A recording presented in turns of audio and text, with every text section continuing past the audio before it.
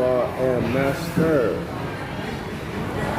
What we're studying now gives that acronym a whole new meaning, or at least in my mind. There's something I want to share with y'all, scholars.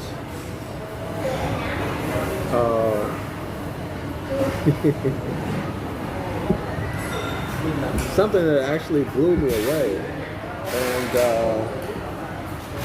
but from the most unlikely place or character, but the message is huge, and unfortunately I don't have my tablet to share it with you right now, but hopefully tomorrow I'll be able to share it with y'all. So welcome to the free astrotheology course. I'm Dr. Yasafa from Zion Law School. Let's pick it back up, y'all. Let's make it do what it do. And let's see if we can appreciate the meaning of what we're going through. This might be difficult for many people. And maybe you don't see the need for it, or what it has to do with you. But the information in this book, The Celestial Ship of the North by Alan Valencia Stratton, published in 1927. This is volume 1 of a 2-volume series. This has the origin of everything. The origin of the religions, the origins of the mythology, and how they converge, or how they, as the author says, evolve one from the other. In other words, an editor or editors, me speaking in plain English, editors, they came in and the original story that was used to describe celestial events, people came in and just changed them, added to, took away from, changed the details, okay, and the mythologies, and then eventually the mythologies were changed into real histories. So that the significance of this book is that it takes you back to the original source for all of this information. All of it. All of it. So what does that mean in simple English? Well, if you are an autochthonous Moor sprung from the soil, Genesis chapter 2, verse 7, this tells you who you are. In no uncertain terms, it tells you who you are. And it answers all questions. This is a universal solution to all questions about religion, all questions about mythology, all questions about civics/law, all questions about natural phenomena and nature's God and nature's law. Y'all see it? In other words, this is the essence of everything. I hope everyone can see why this is so important and why I'm spending so much time on it. Y'all notice that I pretty much stopped discontinued the classes for the other book that I'm doing, the astrotheology in the Old Testament. Now I'm going to pick it back up, but hopefully I can once my schedule has changed, and I've got to adjust to the new things happening in my life. But hopefully within the next couple of weeks, I'll be able to do that class and this class. Maybe two live streams a day, something like that. But this is the essence of it. This is it. This will give you the solutions. This book right here, this topic, the celestial ship of the north, this will give you the solutions to all of the esoteric knowledge, all of the hidden knowledge.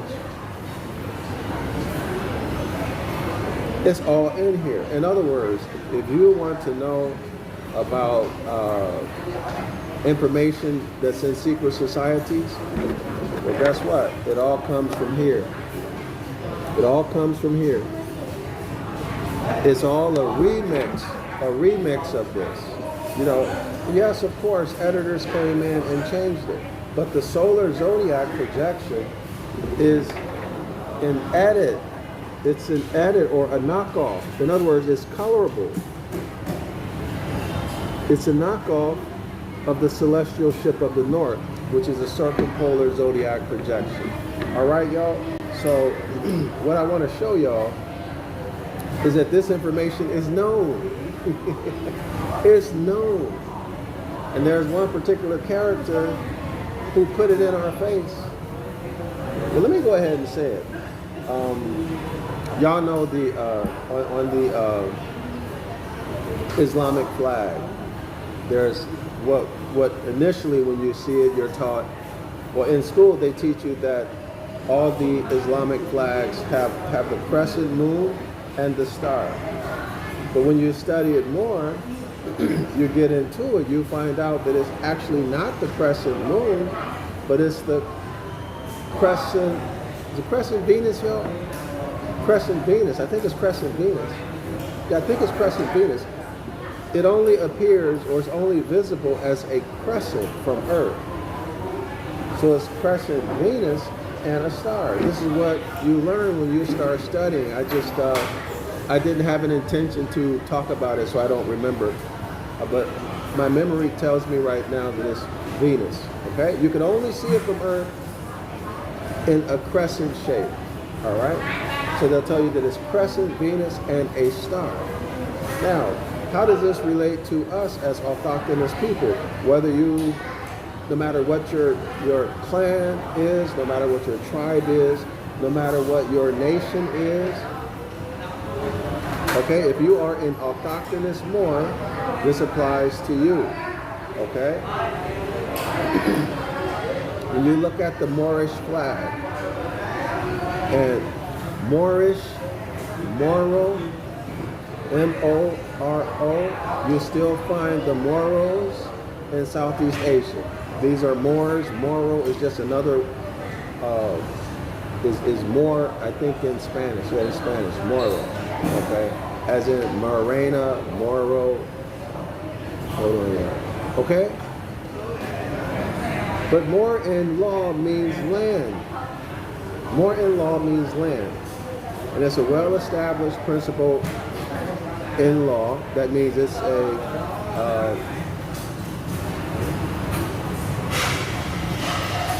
hold on, y'all.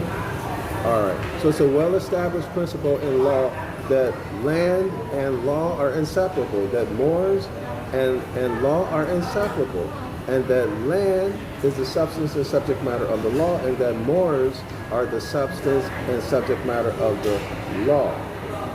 Y'all see that? But we've also learned that man is thought made manifest from the soil. Thought is a function of the mind. Of course, the mind is the first Hermetic law. All is mind. The universe exists in the mind of the all. Well, the celestial ship of the north is, y'all hear me out, and this is not in the book, The Celestial Ship of the North. You must analyze and think to realize this. The celestial ship of the north is the former and reformer, producer and reproducer. Okay? So, hermetically speaking, that would be the Hermetic law of gender in its function of giving birth. And one of the major concepts or realities in the mindset of our ancient foremothers and fathers, the Sabian Moors, was rebirth. and regeneration. Reformation, rebirth, regeneration, however you want to say it, recycling. Okay, this is consistent with what, y'all? The first and the second laws of thermodynamics. Energy cannot be created or destroyed. That's the second law. And then the first is that things go from perfect complexity to imperfect complexity. Y'all see it? So, in other words, they deteriorate. In other words, they expire, die, and then come back. A rebirth, a regeneration, a transformation. Y'all see it? So that's what's happening with that.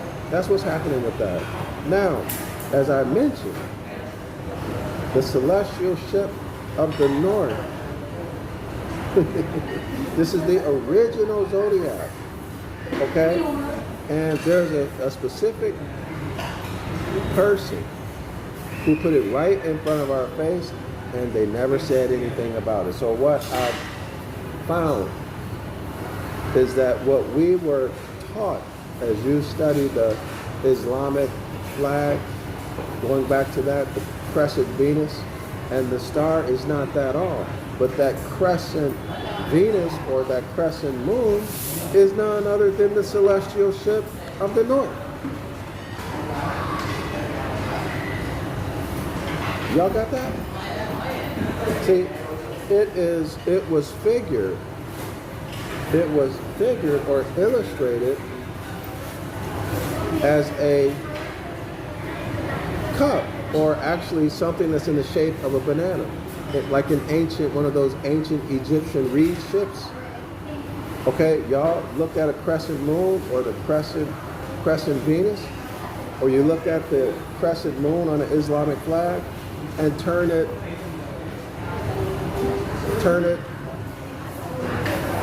so that the ends are pointing upward, you'll see it looks like a ship.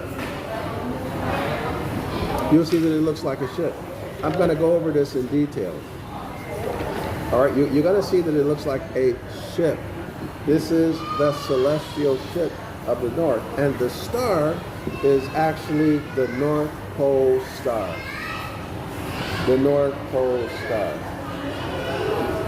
Now, how do I know? How can I be sure? I know this is not what we've been taught.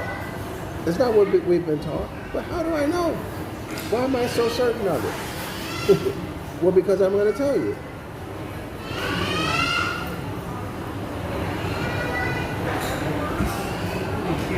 Because this person, this character, who's long gone by now, been dead a long time, had the other piece of evidence plainly visible with the crescent moon and the star. In fact, he had the great bear. I'm going to tell you who it is, and then I'm going to show you. Okay? The Honorable Elijah Muhammad wore a fez. He's famous for wearing a fez that had a crescent moon and the star in the front, five pointed stars from the temple going to the front, and it had 2 stars on top. Y'all know what that is? That's the Great Bear. In today's language, they call it the Big Dipper, which is none other than the celestial ship of the north, the Great Mother Atar. Y'all got that? And the star is the pole star. And the crescent moon is the celestial ship of the north. So he was walking around harmonic with nature, plainly showing for those who know that his mindset was in that of his ancient foremothers and forefathers, I'm not talking about the way he lived,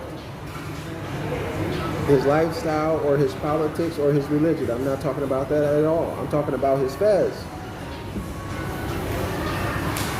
He had it on his head, showing, demonstrating that his mindset was the North Pole. Now, I don't agree with Elijah Muhammad, and what he did. I'm talking about his fez. Okay, his fez has the Big Dipper, which is the Great Bear, which is the Great Mother Nature, which is the celestial ship of the North, which is Hathor. Period. I'm going to show it. I'm going to show it. Hopefully I'll be able to do this tomorrow. Tomorrow night in North America time.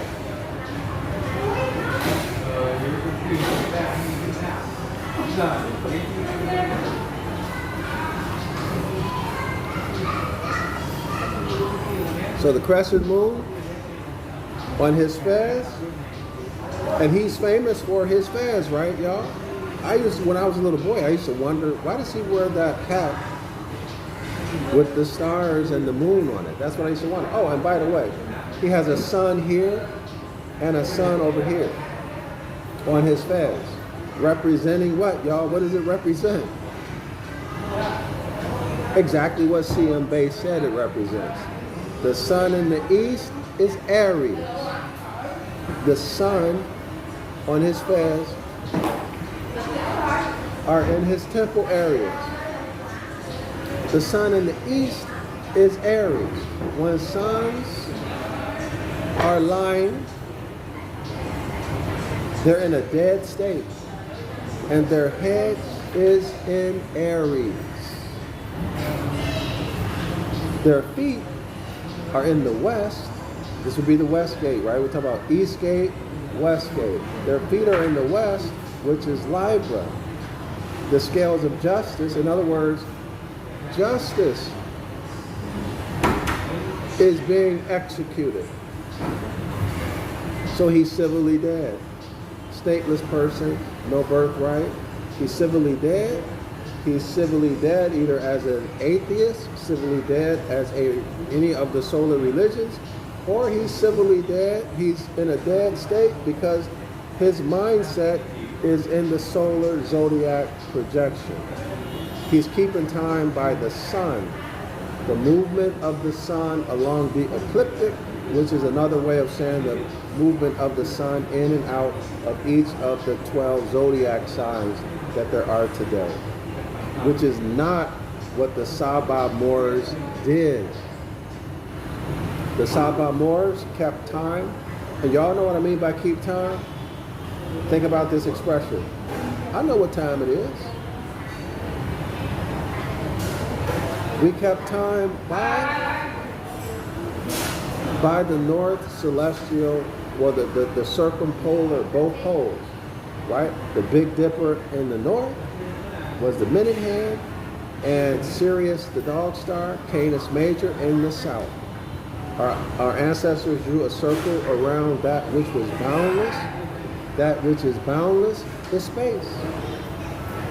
And we counted time by the revolutions of the Big Dipper and the Little Dipper. In other words, the constellations that are in the north polar region, their revolutions around the pole star, which is Polaris.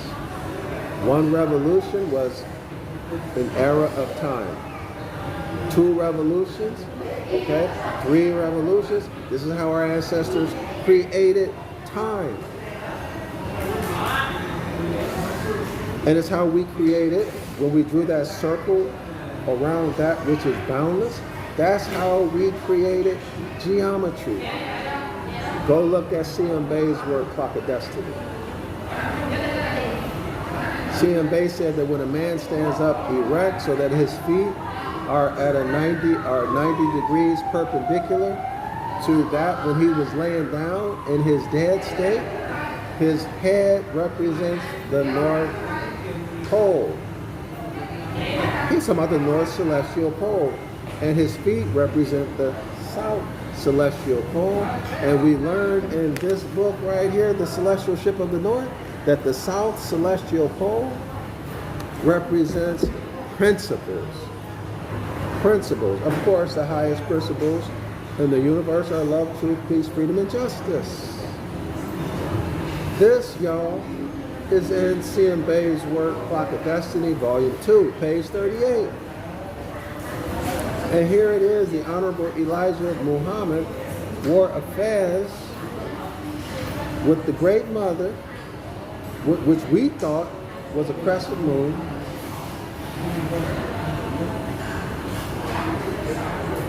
and a star, a crescent moon here in the center of the head, and then a star here in the center of his forehead on his fez.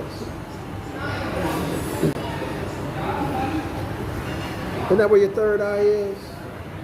Isn't that where you connect? Isn't that where your intuition is, or what some people call spirituality, the pineal gland?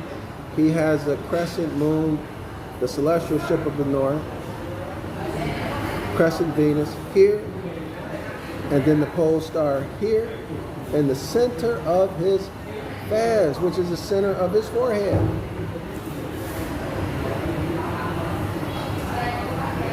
Telling you squarely what he is aligned with in his private life.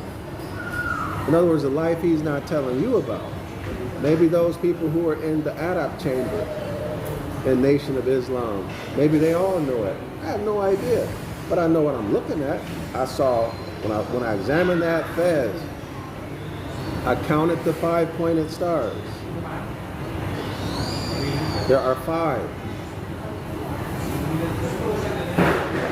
I counted the stars in the Big Dipper and even the Little Dipper. There are 5 at the bottom, 2 at the top. Okay, all of that, all of those symbols are representative of the celestial ship of the north. Now, this is why Nation of Islam members will tell you that the Honorable Elijah Muhammad is in the triple blackness of space, or the triple darkness, or whatever, the triple blackness of space. That tells us what, y'all? That is also the celestial pole region, the north celestial pole. That's what that means. The triple blackness of space, right? That's what it means, period. In fact, I'm going to show you. Page 14 of the Celestial Ship of the North. Second footnote, the Egyptians symbolically named God, capital G-O-D, the ancient darkness, quote unquote, the ancient darkness. Of this darkness, H.P. Blavatsky writes, quote unquote, darkness is the root of light. So the sun is not the root. Darkness is the root of light. NOI tells you that the Honorable Elijah Muhammad is in the triple blackness of space. In what, y'all? In a spaceship. Of this darkness, H.P. Blavatsky writes, quote unquote, darkness is the root of light. Light is matter. That's telling you that the sun is matter. Light is matter. So is the light energy, electromagnetism, right? Darkness is pure spirit.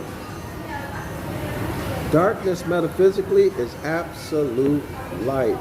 Light is merely a mass of shadows, as it can never be eternal. Now, this explains why Elijah Muhammad's fez was black.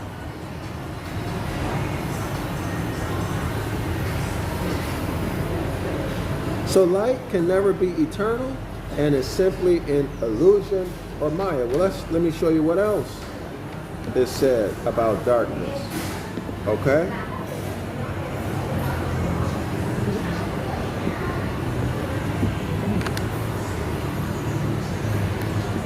Page 9.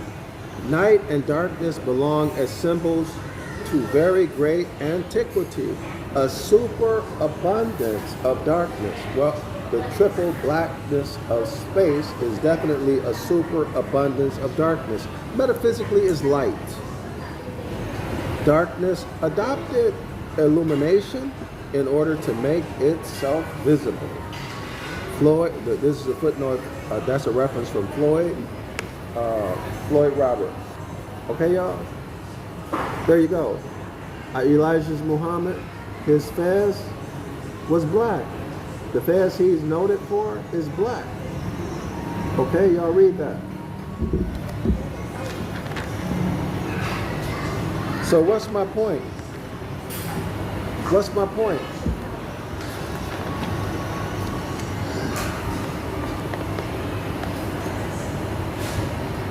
Here's a footnote on page 14. Y'all pause it on the replay.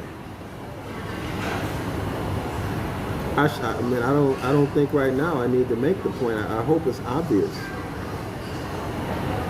Let me tell you. Let me.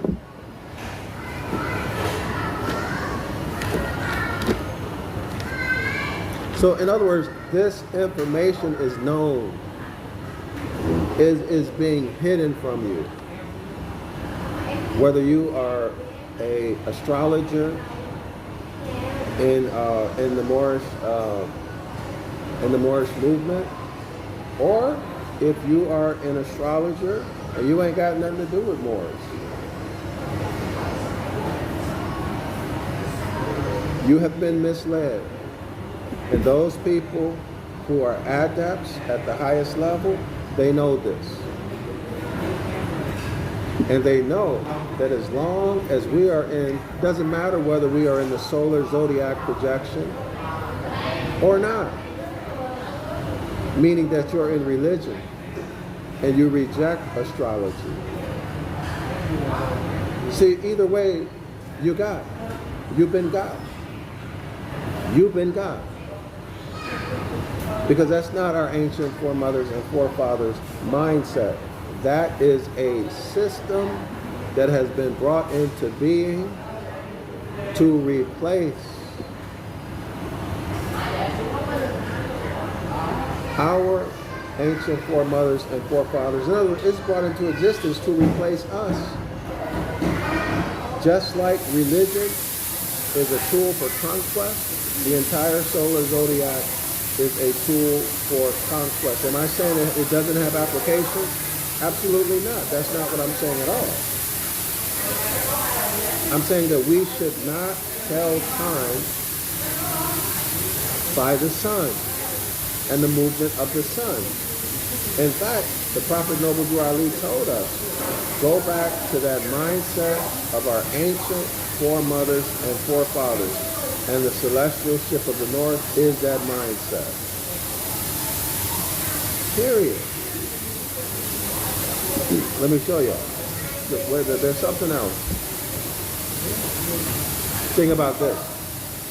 How much of a benefit have you gotten from being involved in the solar zodiac? Let's say you left religion. You discovered that it's all astrology, so you left the religion. So you moved over to astrology. How has that helped you? You have to think about that. Now, should it have helped you? Of course it should help you because you're more harmonic with nature now. You're more harmonic with nature, but you're still not fully harmonic with nature. If you're involved in religion, you are totally disconnected from nature and natural law, period. Okay, y'all? But let me show you this. Let me show you this.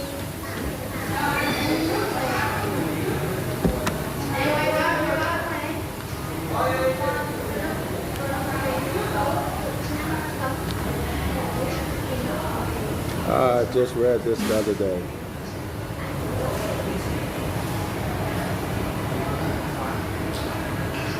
Hold on, y'all. I need to find the page about the ship.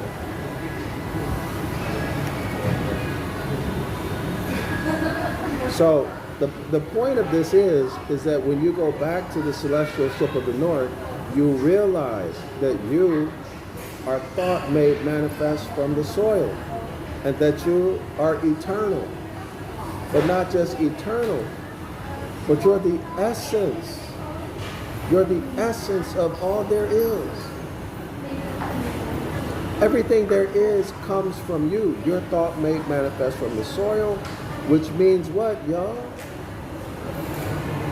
Well, the first law, the first Hermetic law, is mentalism.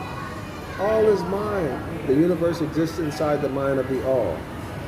The other Hermetic laws emanate out of the law of mentalism. There's 7.